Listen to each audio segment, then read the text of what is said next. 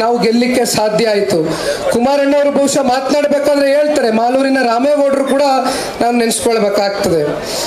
ಕುಮಾರಣ್ಣವರು ಬಹುಶಃ ಮಾತನಾಡಬೇಕಾದ್ರೆ ಹೇಳ್ತಾರೆ, ಹಳೆ ಮೈಸೂರು ಪ್ರಾಂತ್ಯದಲ್ಲಿ ಚಾಮರಾಜನಗರ ಹಾಗೂ ಹಾಸನ ಎರಡು ಹೊರತುಪಡಿಸಿ ಹಳೆ ಮೈಸೂರು ಪ್ರಾಂತ್ಯದಲ್ಲಿ ಭಾರತೀಯ ಜನತಾ ಪಾರ್ಟಿ ಹಾಗೂ ಜನತಾದಳ ಪಕ್ಷ ಇಬ್ಬರು ಕೂಡ ಸಂಪೂರ್ಣವಾಗಿ ರಾಜ್ಯದ ಜನತೆಯ ಒಂದು ವಿಶ್ವಾಸವನ್ನು ಪಡೆದುಕೊಂಡು ಇವತ್ತು ಸಂಸದರನ್ನ ಆಯ್ಕೆಯನ್ನು ಮಾಡಿ ಕಳಿಸಿದ್ದೀರಿ ಇವತ್ತು.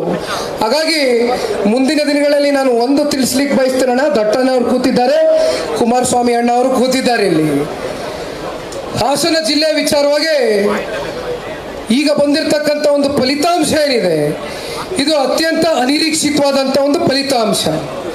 ನಾವು ಯಾರು ಕೂಡ ನಿರೀಕ್ಷೆಯನ್ನ ಮಾಡಿರಲಿಲ್ಲ.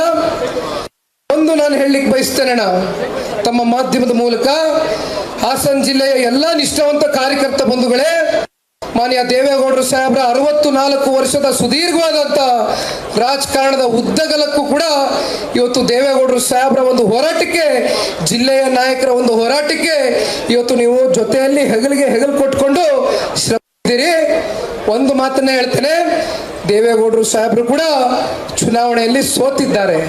ಚುನಾವಣೆಯಲ್ಲಿ ಸೋಲು ಗೆಲ್ಲು ಅಂತಕ್ಕಂಥದ್ದು ಸರ್ವೇ ಸಾಮಾನ್ಯ. ಆದರೆ ಇವೆಲ್ಲವನ್ನು ಕೂಡ ಅತ್ಯಂತ ಇವತ್ತು ಸಮಾನ ಮನಸ್ಸಿಂದ ಸ್ವೀಕಾರ ಮಾಡಿ ಹಾಸನ ಜಿಲ್ಲೆಯಿಂದ ಮತ್ತೊಮ್ಮೆ JDS ಪಕ್ಷವನ್ನ ಮುಂದಿನ ಜಿಲ್ಲಾ ಪಂಚಾಯಿತಿ, ತಾಲೂಕ್ ಪಂಚಾಯಿತಿ ಚುನಾವಣೆಗಳಿರ್ಬೋದು, ಇನ್ನು 4 ವರ್ಷದಲ್ಲಿ ಬರ್ತಕ್ಕಂಥ ವಿಧಾನಸಭಾ ಚುನಾವಣೆಯಲ್ಲೂ ಕೂಡ ಸಂಪೂರ್ಣವಾಗಿ ಹಾಸನ ಜಿಲ್ಲೆಯ ಒಂದು ಹಿಡಿತವನ್ನು ಸಾಧಿಸಲಿಕ್ಕೆ ಇವತ್ತು ಸಂಘಟನಾತ್ಮಕವಾದಂಥ ಒಂದು ದೃಷ್ಟಿಯಲ್ಲಿ ಒಬ್ಬ JDSನ ಯುವ ಕಾರ್ಯಕರ್ತನಾಗಿ ಎಲ್ಲ ನಮ್ಮ ಜಿಲ್ಲೆಯ ನಾಯಕರ ಒಂದು ಬೆಂಬಲದೊಂದಿಗೆ ನಿಮ್ಮ ಜೊತೆಯಲ್ಲಿ ನಿಂತು ಹೆಗಲಿಗೆ ಹೆಗಲು ಕೊಟ್ಟು ಇವತ್ತು ಹಾಸನ ಜಿಲ್ಲೆಯಿಂದಾನೇ ಪ್ರಾರಂಭ ಮಾಡೋಣ ಒಂದು ಹೊಸ ಅಧ್ಯಾಯವನ್ನ ಅಂತ ಹೇಳಲಿಕ್ಕೆ ಇಷ್ಟಪಡ್ತೇನೆ. ಕೊನೆಯದಾಗಿ ಇವತ್ತು JP ಭವನದಲ್ಲಿ ತಾವೆ